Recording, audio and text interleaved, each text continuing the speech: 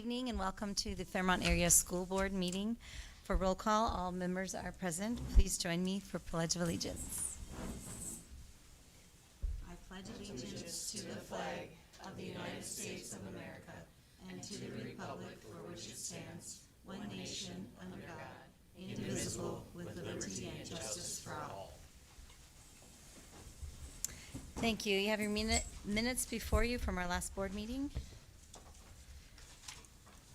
Move to approve the minutes of the previous meeting on February 25th. Second. Thank you. Motion by Dan, second by Mike. Any discussion? All those in favor? Aye. Opposed? Motion carries. Well, you have a green agenda before you. Motion to approve the agenda. Thank you, Mike. Second. We have a motion by Mike, second by Jen to approve the agenda as presented. Any discussion? All those in favor? Aye. Aye. Opposed? Motion carries. This evening, we have a fun night. We have three celebrations. Our first that we're going to do is honor Wendy Tonder. She's our Fairmont Teacher of the Year.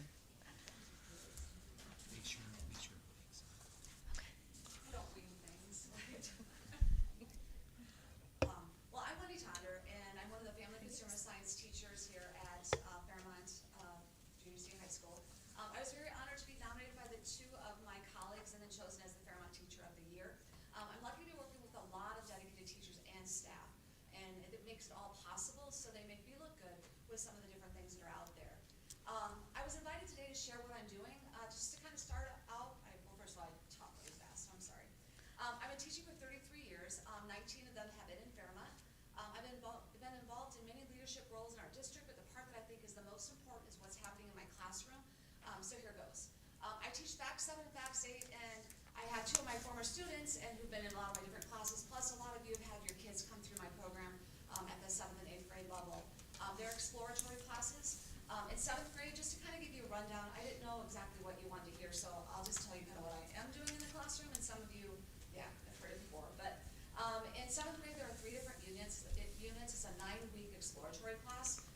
The first one is You, Family, and Friends, including peer pressure. And that unit, the students complete one of my 6 family projects, which range from interviewing grandparents, so some of you might have been interviewed or had helped your child interview them, to sharing a recipe passed down to generations. The second unit in 7th grade is the sewing and clothing care. In this unit, students make a pillow and a pillowcase. If they have time, they'll make a lanyard, and then some unique projects. On our fun days, which a lot of times I give a little thing to parents at home, just know that that wasn't required, and I don't know what they're making. And you guys can remember some of the things that you guys created with that. That's where I just pull out tons and tons of scrap boxes, and they just create. They also learn about clothing care and laundry sewing on a button. Food nutrition is the last unit in 7th grade. In this unit, we look at choosemyplate.gov, food safety, preparation techniques. Students have 4 food labs where their lab group makes mini pizzas, monkey bread, French toast with homemade cinnamon syrup, and breakfast burritos. One big thing is I'm very fortunate to have volunteers. I have my Facts Squad who volunteer their time to help in both the sewing lab, and then they've now started to come even over to my food labs. They're absolutely amazing. They help students before they become frustrated in the sewing lab, and then make it possible for us to complete big labs like today. We had the breakfast burrito with an orange smoothie. I even asked them to assist me on the days my textile students cut their fabric. Anybody who sews knows that cutting is half the project, and they come in and just advise me since there's a whole class full of them. So I'm just really, really spoiled and lucky. I tell them that they got to help me until we retire. We have Jean Morris, who's a bus driver. We said she could just come pick them all up and bring them to my classroom, and it all is going to work out just perfect. We move on to 8th grade then, and there's another 9 weeks. We don't get to cook, which kind of makes some of the kids kind of sad. The 3 units we have there are housing. In this unit, after learning about housing, floor plans, and room designs, they create their dream room on a really cool computer program. The second unit is child development. Students learn about infants, toddlers, preschoolers. They take home the real care baby. Sorry, everybody at their nights who have that at their house. They must feed, burp, change diapers, and rock the baby, plus change clothes, watch for temperatures. And then we make file folder games and play the games and read books to the elementary students over here. The third unit is money management, and we're lucky to have the Chamber of Commerce find resources to continue the junior achievement for junior high. There is a program out there. I don't have to bring in volunteers for it, but working through it, the students work through my students go through a simulation. They get a random person, a random job, marital status, and then they create a budget, purchase items within the budget, and pay for their bills. Then what's kind of at that point, I tell some of the kids, I'm not gonna probably see you, I might see you in the halls, but there's other ones who are gonna choose to take my elective for other times. And I said, whatever works for you and that you are gonna enjoy, that's the fun thing about electives. I said, just pass your core classes so you can take me. If students are interested in child development unit, they can take child development 1 or 2, and that class they learn about prenatal development all the way to preschoolers. They're gonna learn about how a child develops and learn about parenting skills needed at the workplace, and eventually when they have children on their own. They also plan and implement lessons for children here at the elementary school.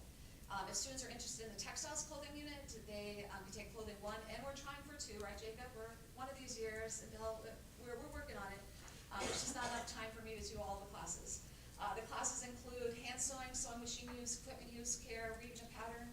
They also learn about design elements, principal design, and then they eventually get to choose projects on their own. One of the projects that I absolutely love is when we collaborate with Jody Bass's 2nd grade class to create monsters. And many of you have seen it. I've sent some of the slides to you. Mrs. Bass's class created a paper monster. My students created the monster in felt. Meanwhile, the 2nd graders write a story about the monster. And we also try to add Miss Garber's culinary too, if it works for her, and they make Rice Krispie monsters. And then we meet up and they share their story, we share our monster, and sometimes we get to eat the monster too. The final elective that I teach is cadet teaching 1 and 2, and then also a separate class is the college and the school cadet teaching. This course is designed to provide students with background knowledge of child and adolescent development, as well as principles of effective teaching and training. They'll spend 2 days in my traditional classroom, and then 3 days here over at the elementary. For the CIS one, I work with Minnesota State Mankato, and they earn credit in KSP 150, Exploring Careers in Education. Mankato State has been fantastic to work with. I'm about the only one, I think, from our school district that works with them, but they've been amazing. If students are interested in food and nutrition, they work through Jeannie Garber's and take her culinary classes for it. I would not be able to do what I do without staff at our school district. I was counting this morning, besides working with staff at the junior high school, so far this year I've worked with 29 teachers over here at the elementary school, from early childhood to 5th grade. I've had cadets in their classrooms, or had my fax 8 students play file folder games and read books with their class, or had my child development 1 and 2 help with an activity, and then eventually create activities to implement in the classroom. And so I'm so lucky to have the support. My classrooms would be pretty dull if we couldn't actually interact with the kids. So I'm very honored to have been chosen as Fairmont's Teacher of the Year, but definitely it takes a village. So, are there any questions? I talk very fast, I'm sorry.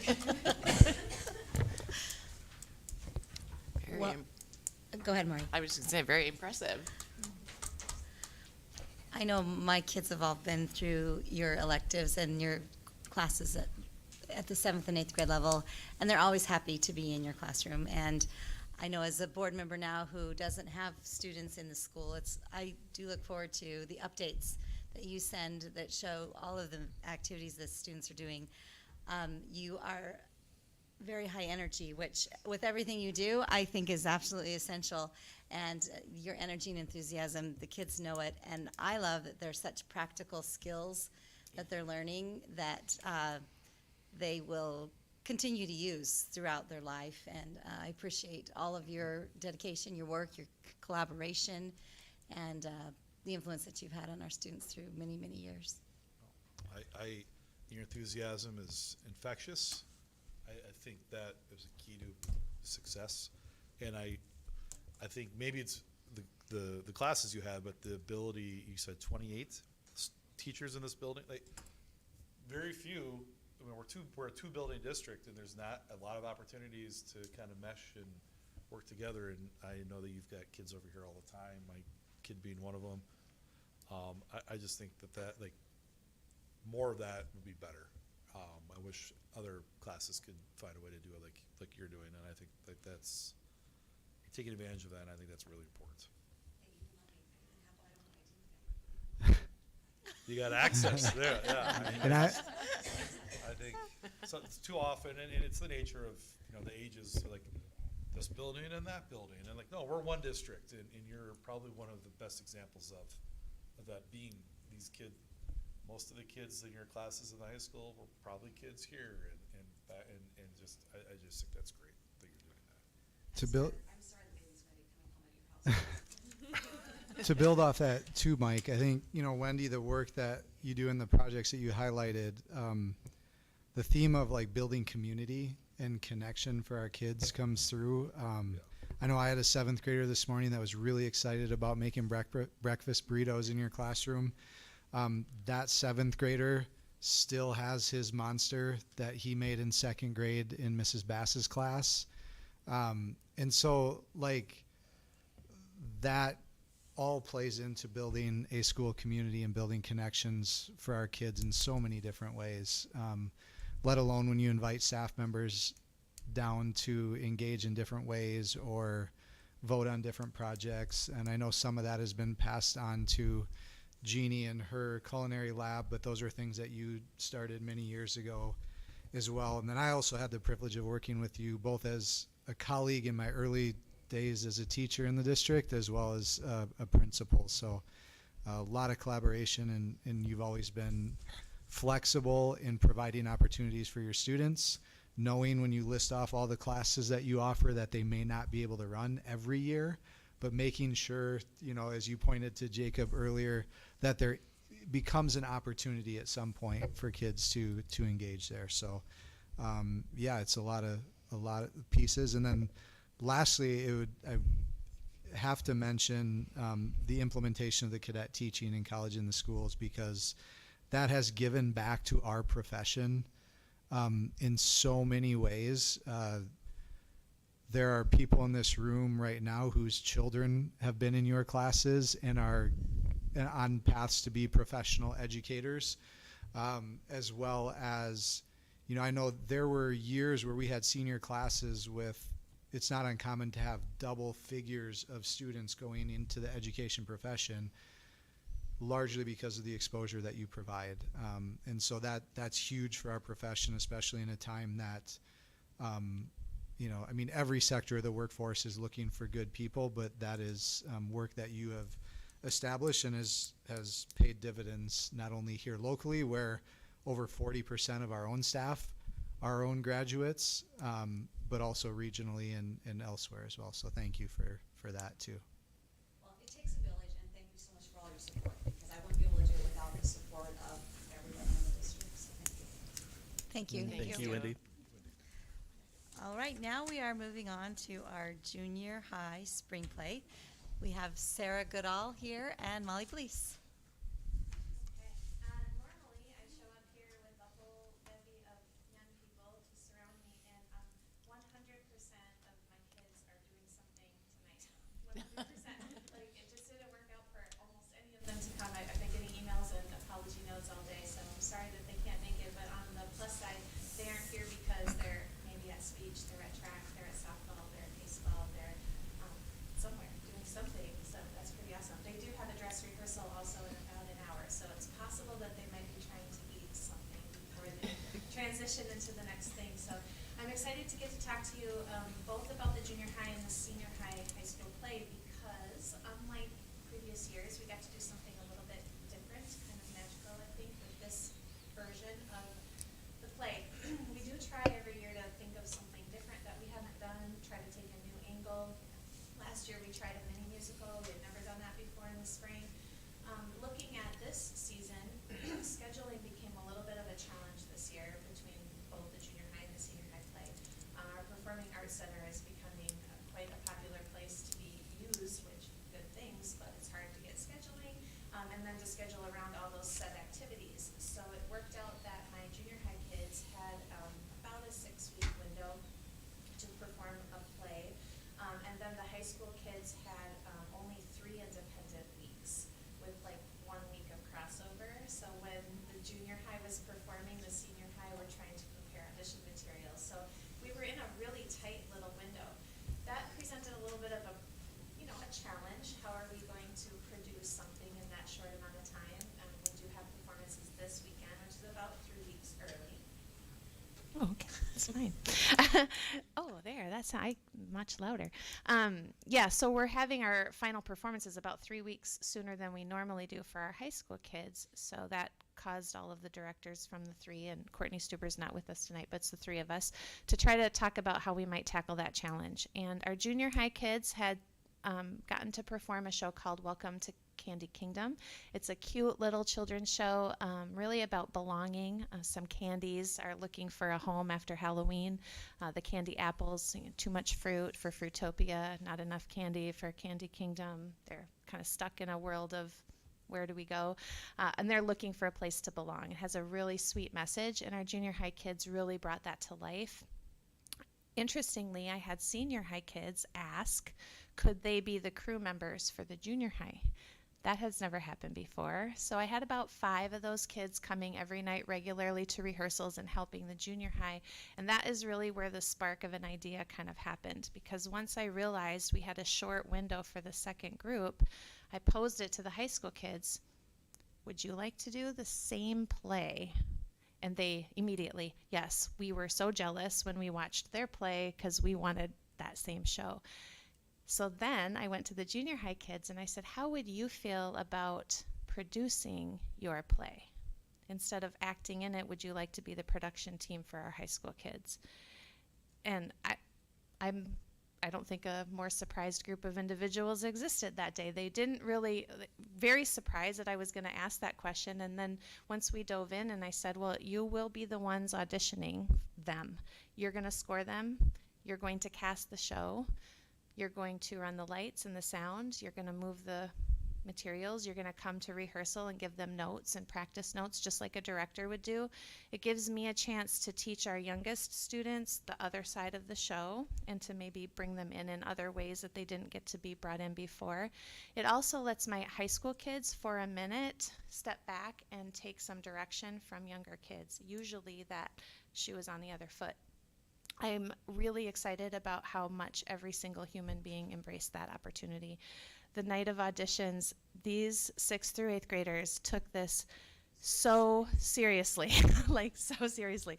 As soon as auditions were over and we sent the high school kids out and we pulled the doors shut and we sat with our score sheets and I said, let's talk it through. I mean, they were very intentional. They had discussions about, well, this is why I feel this cast member might be right for this.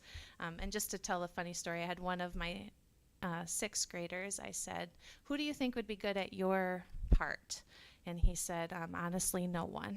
And I said, oh, really? And he said, well, my character is very serious and there was just too much energy in the room. I don't know who has the right material for that. And I was like, oh, wow, that's great observation. So that sparked actually a conversation. Well, I think so-and-so has it. I've seen it in previous things they've done. And I was pretty amazed at the depth of conversation that my younger kids had. And it really, I don't know, gave me kind of warm fuzzies about where I see the future of our program going, because it's much more than just show up, memorize a sentence, stand and say it. It's really growing into something kind of beautiful and impressive. At our last rehearsal for our high school kids, I asked the junior high, I have some of them on spotlights, many of them on crew, backstage, moving things and helping with costuming. I have a couple up in the booth working with the sound and the lights. But then I put a team of them down front in the second row, and I said, your job is to do director's notes, and this is what it is. You have to tell the high school kids when they need to do something better. And I wondered what that was going to be like, and it was wow. They said all the things that directors say, like, well, this is really lacking energy, and don't worry, we had trouble with that scene too, but here's what we found worked for us. And I just like the maturity of that was really a beautiful thing, and the high school kids responded so well. Oh, they nodded. I hear what you're saying. We should try that, and then they did try it. Collaboratively, I don't think I've been more proud of a production, and it's a 40-minute, no intermission children's show that might have been a throwaway when we thought about how short a time we have, and instead it's maybe my favorite thing we've done so far. So we had about 30 6th through 8th graders who did our junior high show. We're right around 30 for our high school kids too, so it's about 60 kids this winter, coming off a huge production in the fall of about 150. So I'm really thrilled as a director to see that thing just keep getting bigger and bigger every time. And if you're free this weekend, Opening night will be Friday night at 7:30. That's usually a 7 o'clock, so I'm going to make sure I say it again, 7:30. Since it's only a 45-minute show, we want to be able to give families time to eat supper and then maybe come and watch it. You'll also have them home and in bed at a really reasonable time, as they'll be out the door by 8 o'clock. And costume-wise, set-wise, again, just a really phenomenal thing. The kids did a lot of the creation of that themselves too, so.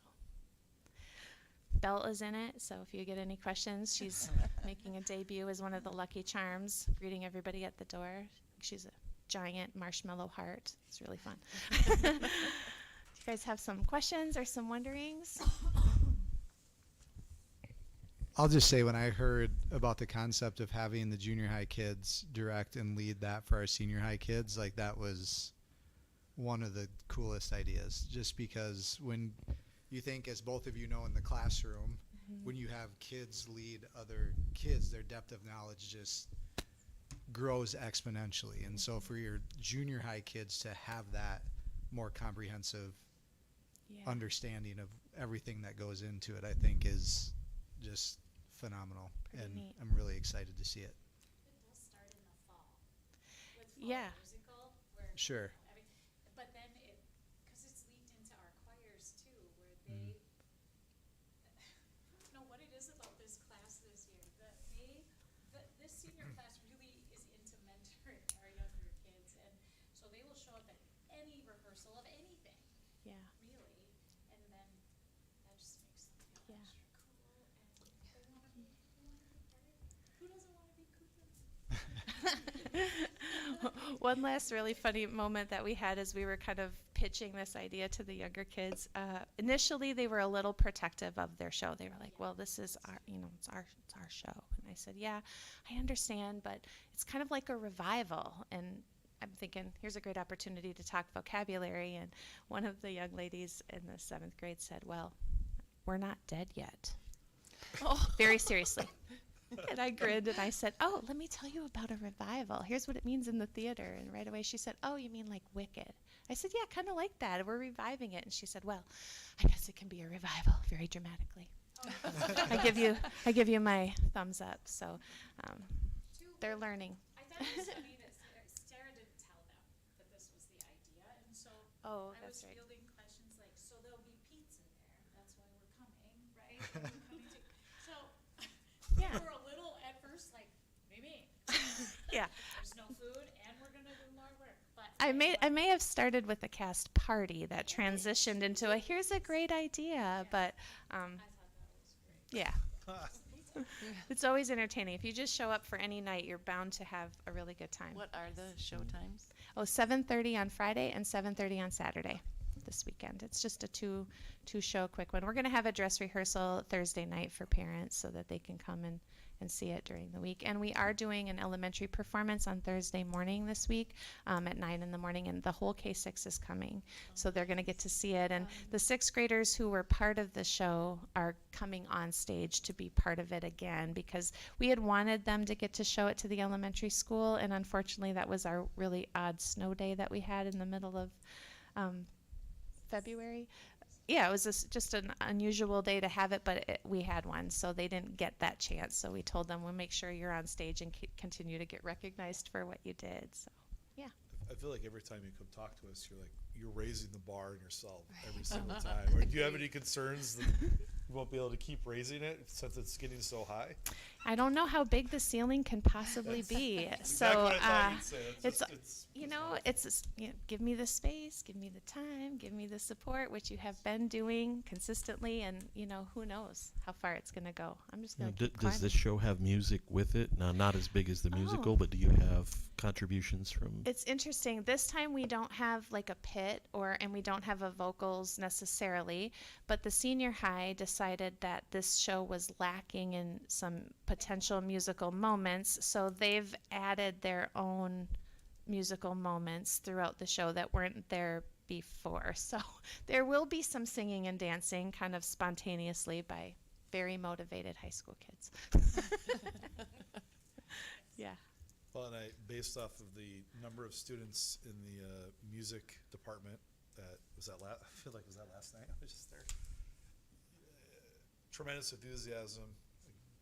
a lot of kids that want to do the things they're working on, and I think it's fantastic. Thanks. The theatrics last night, I'm Thank like, you. you're not going to run out of kids that are going to jump We are at building the theater program. You're building it. You're building it The with first time, yes. Planting it was seeds noted, everywhere. And so it's the same. When that was done, I looked around and like the smiles on everyone's faces were there wasn't a person that wasn't smiling, and I joked with some people around me like, how do you get 7th and 8th grade boys to do that? Like, I wish I would have thought I would do that when I was that age, but I know I wouldn't have. And everyone's like, it's fantastic. And I thought this is the farm system for stage Yeah. productions, and so Yeah. you've incorporated it. It just I know you guys will continue to take it to the next level every time. It's We're sure fantastic. gonna try. Thank you. Thank Thanks for you. having Thank us. All right, we also this evening have a project presentation from ICS. Well, we're not even gonna try to compete with exciting programmatics stuff you guys are doing. As you guys know, as a group, we can't compete with that with air handling units and plumbing, piping, and other things, but we just wanted to provide you with a little bit of a project planning update. Are you going to use the TV for a slideshow? Yep, I think they're gonna work through a PowerPoint here. We don't have it hooked up to that. Oh, okay. Oh, got it. I'm sorry, I misunderstood. Oh, that's all right. I can give you a verbal update. That work? I saw Yeah. the slides. They were Yep, very I pretty. saw the They were very pretty. You guys did a nice job on them. All right. No, I'm good. I've got one. So happy to report we've made very good progress. As you all know, this process actually started back last spring, so spring of '24. If you recall our crazy timeline, we're making really good progress with that. Some of the initial steps back then were to do the baseline physical needs assessments, do the survey work, look at space utilization for both of your buildings. We created kind of a financial baseline for the district and where you're sitting from a bonded debt standpoint and how you're structured as a tax base and your different property classifications as a group. We've had many work sessions with administration, with the school board and the various committees and so on. Again, happy to report we've made a lot of progress here.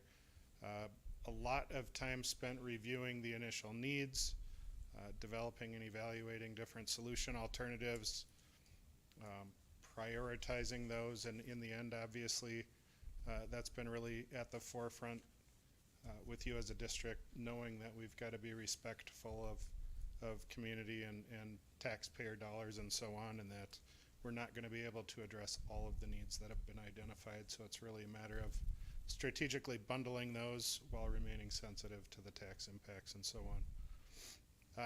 If you recall, one of the things we did early on in the process was to look at what we call priority drivers, just to kind of test alignment internally to make sure that global priorities were aligned, and they were, in essence, the top three, and we're kind of checking ourselves as the process moves forward.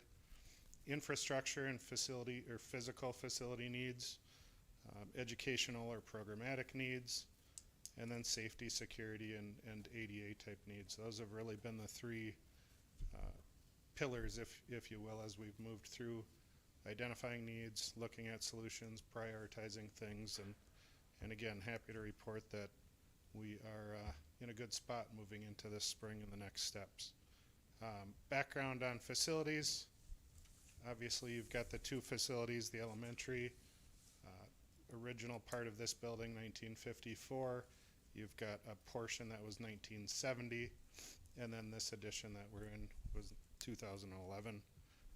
The junior high, senior high facility, the vast majority of that is 1970 vintage. Little area that was constructed in 2011, and then the CTE, of course, was 2023. Were you guys able to glean from the plans the exterior wall construction composition? Block brick cavity wall, and we've relooked at those numbers, and there are portions of that building, the high sections of that building that are precast, but where we're contemplating some of those things with the building envelope is actually a block brick cavity wall. So just to go through kind of verbally some of the highest priority needs that have been identified at this building, predominantly the 1954 building, HVAC mechanical systems and indoor air quality, addressing the elevator, interior finishes, again predominantly in the older section of the building, plumbing infrastructure, some of those underground sanitary waste lines. Scoping of those is actually in progress and is scheduled now, so we're going to learn a lot more about the needs associated with the plumbing infrastructure, so we're very smart as far as scope and solutioning there. And then roofing needs as well on portions of this building. At the junior high, senior high, again roofing, building envelope issues with building expansion joints and sealants and tuck pointing and masonry restoration, some mechanical and plumbing infrastructure work there, a fire sprinkler for that building, and then looking at some things programmatically at that building, music, band, orchestra, really rounding out and making those program spaces whole, ensuring that those programs have the right support spaces and are brought up to current standards. Another aspect of the programmatic needs is looking at the secure entry and administrative office and how that sequence works, and then what the existing office space can be repurposed for efficiently and cost effectively to support programs. And then the locker room and shower areas. So those are kind of the three programmatic areas in that building that are being focused on currently. Some of the next steps moving into this spring. Again, we're really closing in on what we feel is a very thoughtful approach to addressing a lot of your needs. We'll work with you to continue refining some of those scopes, finalizing some of the funding strategies and how we leverage the different funding mechanisms that are at your disposal to address some of this work. We'll continue to communicate with stakeholders and seek input both internally and externally. And then ultimately here over the next few months, we'll end up working with you to kind of formalize a game plan and the associated documentation, things required through the Department of Ed and the state and others. So that's kind of a quick update for you in a nutshell. With that, I don't know if you have any questions or thoughts. Why is everybody looking at me? No, I just thought you were going to start talking for sure. No, I just appreciate the thoroughness of the process, and I've always been a believer in staying ahead of problems before they become problems, and I think we've got pinpointed a pretty good idea of the things that we'd like to see to get the maximum life out of our buildings and keep them a place where people enjoy coming to work and to learn. Absolutely. I do appreciate you guys, you know, I don't have a lot of questions tonight because you answered a lot of them in our several previous meetings, but, you know, cavity wall, like you guys are doing your due diligence. Your stuff you don't know, you're saying here's what we think and here's how we're going to know. And that's not how everyone operates. Like, here's what we think. It's appropriate for you to have that. You have the expertise, but we're going to do the due diligence, as Dan's saying, to know. And you keep doing that, and I do appreciate that because it gives the board knowledge about what to do, not what we think. Like, we're trying to avoid surprises. You know, there's a window here that, no pun intended, that we need to explore. Is this possible, and is it needed? I think so. We've been working on this for over a year, or we're still on that same time schedule that we talked about originally. Yep. So the only, I guess, and I don't have it in front of me. So I mean, you talk about the game plan. You know, where are we on that game plan? What's the next step? Do we have another work session where we review and finalize what it is that we want to do and present and engage community stakeholders outside of the stakeholders we already have? Is that kind of where we're at in the process? Yeah, so I can't remember if it was the last board work session or one of the committee meetings, but we had a few pieces of homework that we had to get through and a Yep. couple of things left to land. One of them was getting smart and learning more about the plumbing infrastructure. That's in the works. Yep. 2 was checking on the building envelope or shell at the junior high, senior high, which is taken care of. And the 3rd was really taking another deep dive on all of the mechanical work and the ventilation systems, because that could end up being a significant investment. And so we've taken the time to go through, and we're eager to share either at the next committee meeting or workshop. We've got all of that very detailed for you. And I think, to your point, the next step is really to regroup, go through those last few, balloons in the air that need to land. And again, all of that in an effort to inform your decision-making process. Perfect. I think to your point, Mike, too, like, and Dan alluded to it, but the thorough nature in which this has been done is appreciated from a management perspective too of our district, because it was probably about 9 months ago when we formally started the process. I don't have the exact date Yep. in front of me. But just so our community and our constituents know too, like, this started as an opportunity to do a comprehensive facility needs assessment that hadn't been done in well over a decade. And so at the time we decided best practice to periodically do that, somewhere between 10 and 15 years, and this landed in that window. And so it was important to do that. And it really looked to make sure, as Dan noted, to stay ahead of things and make sure we set ourselves up for long-term vitality and providing the programs and opportunities for our kids that will keep us successful well into the future. So sometimes when you arrive at today, you lose a little bit of sight of everything that's gone into it to this point. So it isn't a quick process where you say, well, we want this, and you turn it around and it happens. We're being appropriately methodical about it to make sure that things are honed in and narrowed down to what we feel is needed for our district moving forward. So Yeah, our board members have done a phenomenal job of that in their dialogue thus far. And I think it's important to add on to that it's not a blind, or just randomly do this subjective study. Like, we can see with our eyes some areas where we have programmatic space needs. Right. But let's make sure, because sometimes your eyes play tricks on you. And then there's Yep. other areas where we don't see it. I think, sewer lines, roofing, the HVAC type of thing. Some of that stuff's on our long-term facilities maintenance plan, but those are maybe not as obvious things. And I do appreciate that you've, kind of confirmed some things confirmed some things that we thought that weren't there, and then pointed out some things that maybe weren't on our radar. It's really a full boat picture. We're not, I think if the impression is that, well, we want to do this, so can you come in and tell us that's what we want to do? That is not what you've done. Right. I know that's not what you think you've done.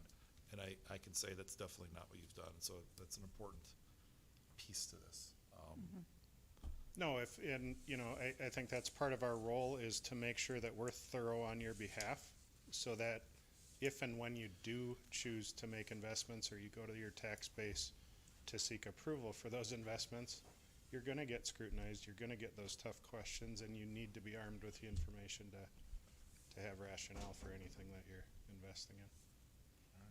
Great, thank Speaking of thorough, were you able to get the maintenance records and things from the elevator in this building? Were you looking at getting those to see how? Tyler's gonna be working on that. Okay, gotcha. Yep, that was another piece of homework. Thank you for Awesome. reminding us on that. Great. Any other questions? All right, thank you for your time this All evening. right. Thank you. All right, we will move on to our superintendent's report and calendar. Thanks, Nicole. A few highlights to share. Enrollment remains relatively stable. We're currently at 1,738 students. Our highest point in the year was 1,755 back in October.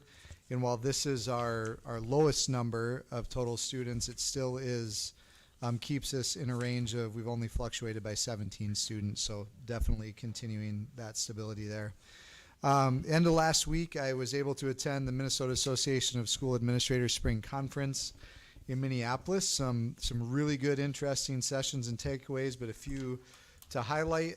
One was titled Lessons from the Field, the Strategic Use of Artificial Intelligence in Shaping Future-Ready School Communities. AI is definitely here. Our junior, senior high school had the opportunity to engage in a training on that exact topic in February, and we continue to explore ways to make sure we're using AI to enhance the learning process, not as a replacement for it. And so that was great. Forgiveness in the School Leader was another session I attended, which was presented by one of our state superintendents. And then building trust through transparent budget communications and engagement. So that was from a consulting firm that gave some best practice ideas there. Met with activities director Mr. Mahoney a week ago. He provided updates as we meet monthly on some state high school league cooperative agreements and reviewing those to make sure who we think our cooperative schools are in different activities or what the state high school league has on file. There's some section realignment that will be coming. It's a realignment year for 2025-26 where they review enrollments and classifications for different schools. We looked at some budget items, activity staffing, as well as platforms for parent feedback. Quick update on the Open Door Health Center. Last week, their CEO and I connected to discuss our current operations as well as opportunities moving forward. We have another connecting point scheduled for tomorrow to continue to assess our current operational agreement and communication that is warranted moving forward.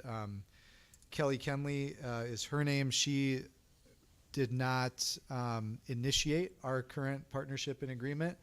And so she has learned along the way as well. And anytime you have new leadership, you gain new perspectives, which is normal and warranted. So we'll continue to have dialogue there to make sure we're of the same understanding of how that operation needs to continue into the future. Our food service request for proposal, that process is underway. For those of you, I think 4 of you have been able to attend some of the opportunities. Mrs. Tonder was able to be at one of them as well, where the companies that are going to be bidding for our food service business do a presentation and share a little bit about their company and allow us to taste some of their food that the students will partake in.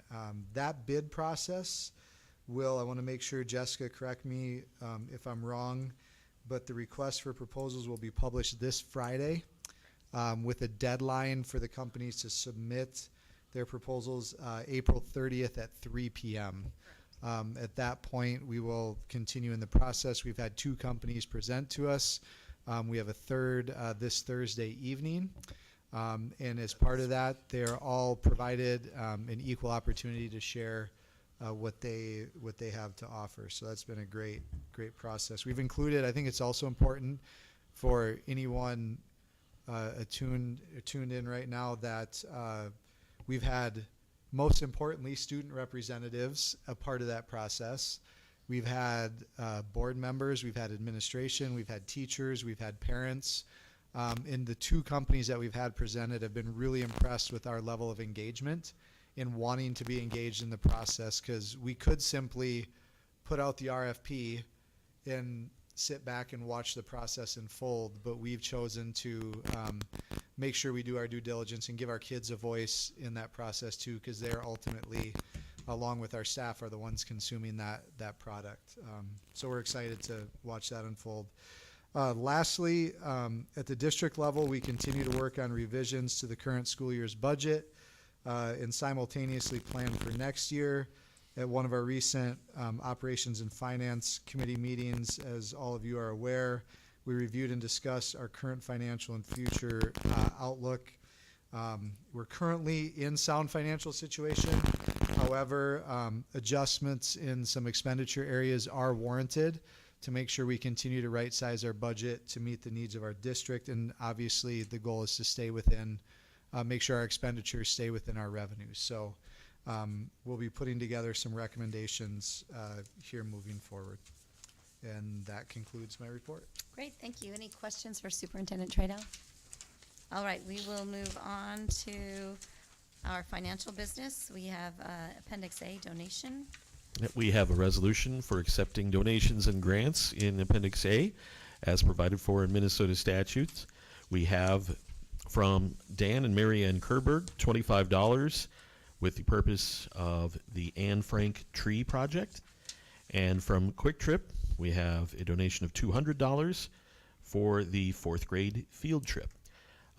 Be it resolved that Fairmont Area School Board of Education gratefully accepts the donations and grants as identified. Thank you. Do we have a second? Second. Second by Mike. Any discussion?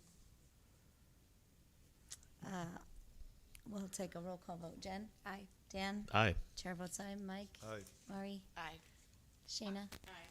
Thank you. Motion carries. We'll move on to financial reports and bills. Jessica? Yes, so you have the very short electronic fund transfers or wires and transfer sheet from March 6th to March 19th in front of you. Again, just our normal bill pays and direct payments. And then the bills for tonight, I just wanted to point out that there is a check to Dan's Appliance for a washer and dryer for the elementary kitchen here. That was identified as a need and a way that we could utilize our surplus of funds in our food service account. So the search for how we can spend those funds is still ongoing. We got one. But Good. yes, we have one. So do you have any questions on any of the other bills? All right, then I'll make a motion to approve the wire transfers for 3/6/25 to 3/19/25 and March 25th, 2025 bills. I'll second it. Thank you. We have a motion by Jen, second by Mari. Any discussion? All those in favor? Aye. Opposed? Motion carries. Thank you. Moving on to new business. We have in Appendix B, the school calendar. And just to make a note, the proposed first day of school for all students is the 3rd of September for the high school students, the 4th of September for E through 6, with the preceding 2nd and 3rd being back-to-school conferences. And we also note that the winter break is December 22nd through January 2nd. And the last day of school is proposed to be June 3rd. Of course, that is dependent upon snow days, but really the way the state lets us set up snow days now and e-learning, that unless we have a really terrible winter, make up for the last 2 years, we really shouldn't ever go beyond that date. But graduation is the big change for this year. Traditionally, it is the first Sunday in June, but it's being proposed that for graduation for the class of 2026, that graduation be held on May 31st. There are 5 Sundays in May, and so the proposal is that we put that at the 31st of May. So with that, I will make a motion to approve the calendar as presented. And then if someone wants to make a second, we'll have discussion after that. I'll take a second. Okay, thank you. We have a motion by myself, second by Mike, to approve the calendar as presented in Appendix B. Any discussion? Can, in the future, can we have a key that includes all of the different colors and circles? Because it's kind of hard to figure it out. Oh, yeah. Because like we have some that are marked and then some that aren't. You got to read them. Yeah. So I can't. It like takes like 5 minutes to decode it. Yeah. And I think, you know, if you're a parent looking at this, like, in church teacher workshop day doesn't mean anything to you unless it's not a school day, right? And so, like, everyone in the district sees this, but I feel like there's maybe a revisited Clarify the key. key or something. That way it's not. And on the bottom left, there is a partial, Yeah, I mean, that's there is why- a key, but there are some things that we can add to it Yeah, for sure. that's kind of what because I see, and then I'm like, what is this circle? like in October, those circles, I assume the 14th and 15th are early childhood screening. Is that why they're circled? The circles on like Circled our October 10th? cardinal day, No, the aren't they? 14th and 15th Red, of October. red circles. cardinal Yeah. days. They're circled, Yeah, but I don't know why. well, it says to the right there, the date. That's but what it yeah. says, but that's Yeah. just. Yep, that can yeah. be clarified. So. That's pretty easy fix. But in terms of like what we're trying to do with it, I think this is. Yeah, we'll add on the bottom left here, we'll add the black and red circles with the explanation of what yeah, they are. I think this is the format it's always been, and it's always annoyed me. I'm like, wait a second, I should say something. Get the decoder ring on, and figure out. And I think that's a change we can make. You're approving the calendar. Yeah, I have no issues. We with the can schedule, yeah. before it's published here for the public, we'll make sure the district office, we add those to it, and we'll take care of it. That was my only critical comment, is that it's hard to like easily look at this and figure it out. And we have the same number of cardinal days next year that we had this year, Correct. correct? Yep. And our teacher contract days stays at 184. Our student contact days at the elementary is 169, with 170 at the junior senior high school. The state requires 165. Correct. So we have 4 to 5 day forgiveness, Wiggle room. essentially. Yeah, wiggle room. If we have snow days before, we have to implement e-learning days, and then we can implement up to 5 e-learning days before we would have to make up days in the spring. Is there any discussion about the dates or the moving of the graduation? Okay, Don't worry about that being the 31st, because the previous weekend is Memorial Day, so. yes. Yep. Yep. Yep. But that's good. Good. Put that out there. All right, if there's no other discussion, we'll put it up for a vote. All those in favor? Aye. Aye. Opposed? Motion carries. Thank you. Moving on to personnel. Yep, Principal Schultz has recommended 2 hires for the 2025-2026 school year. So the first one is Ryan Adams, 8th grade physical science teacher, and Alicia Brandt, 7th grade life science teacher. So I make a motion to approve those following employments. Second. Thank you. We have a motion by Jen, second by Mike for the employment recommendations. Any discussion? I assume these 2 folks are in college, graduated. They're BA step. That 1. is correct. BA step 1. Any other discussion? All those in favor? Aye. Aye. Opposed? Motion carries. We have a resignation. Nope, that's me. We have. Oh, B first. Resignation, termination. Down at the bottom. Oh, there's 2. Yeah. All right, so B. I'll do them as 2 separate. Well, I'm doing the other one. All right, I'll just do one and Marty do the other one. It's been a long day. We'll get this. I make a motion to approve the termination of employment for Skylar Weber, a high school paraprofessional with an effective date of March 7th, 2025. I'll second it. Thank you. We have a motion by Mike, second by Mari. Any discussion? All those in favor? Aye. Aye. Opposed? Motion carries. And now we will move on to retirements. Mari? Jill Christensen, elementary aide, has indicated her intention to retire at the end of the school year, effective June 6th, 2025. Jill has served our district for 23 years since December 16th of 2002. Cindy Bankston, elementary aide, has indicated her intention to retire at the end of the school year, effective June 6th, 2025.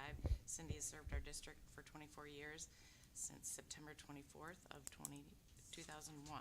So with that, I'll make a motion to approve the retirement of the following employees.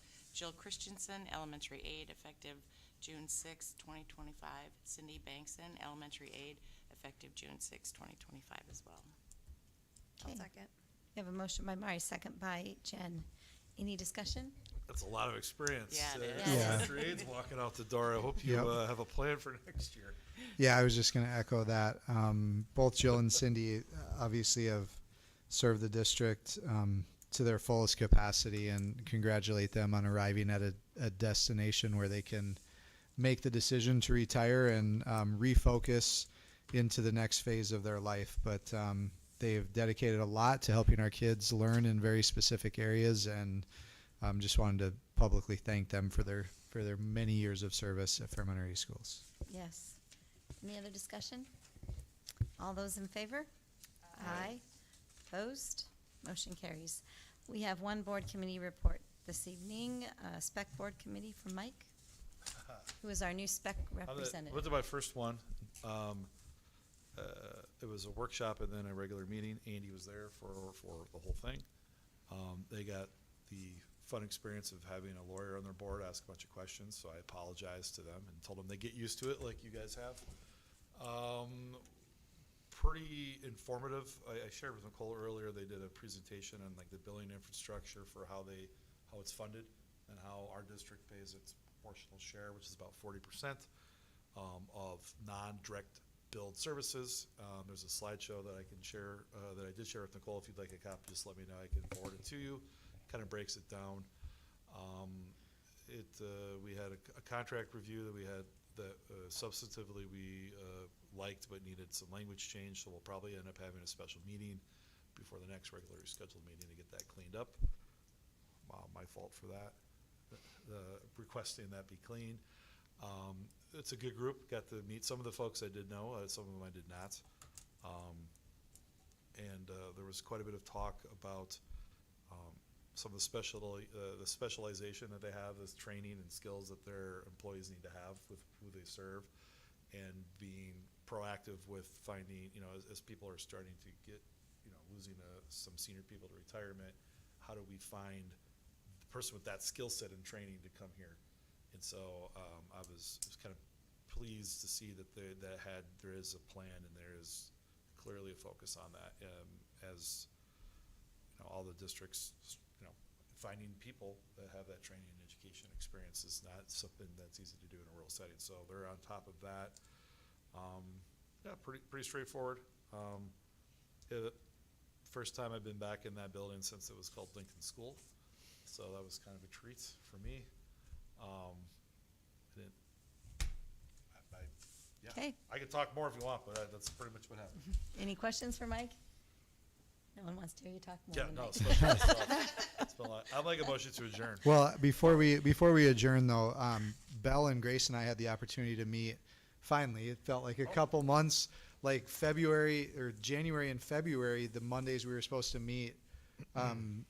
Someone made a decision to cancel school on those 2 days, so due to the weather, or temperature. So we finally got the opportunity to meet a week ago yesterday on Monday, March 17th. So I do want to give Belle the floor for a moment to just share some of the things that feedback that they were giving and some items to follow up on. So floor is yours. Okay. So we just talked about a bit about clarifying expectations about finals going forward, since we hadn't caught up since first semester. So just talking about how moving forward we could make that clearer from either administration or from a teacher perspective. We then talked about ACT season is coming up. I know today the sophomores took the pre-ACT. So just talked about getting communication out to juniors, as we're hoping to take that test here in April. And then we also further discussion about making a flex or an honors space for CIS and PSCO students, and just talking a bit more about what that would look like and the privileges for students who are taking CIS and PSCO courses at the high school, to kind of have that designated space for them to use during the school day. And I think those were kind of the main things we went over, and just hoping to keep those conversations going. Thank you. Any questions for Belle? Yeah. Okay. Thank you. All right. I'd entertain a motion to adjourn. Yes. You'll motion to redo it? adjourn, yeah. Okay. Thank you, Mike. Is there a second? All right. We have a motion by Mike, second by Dan. All those in favor? Aye. Opposed? Motion carries. Andy, there's no truth to the rumor that you called off school last week on that sunny day.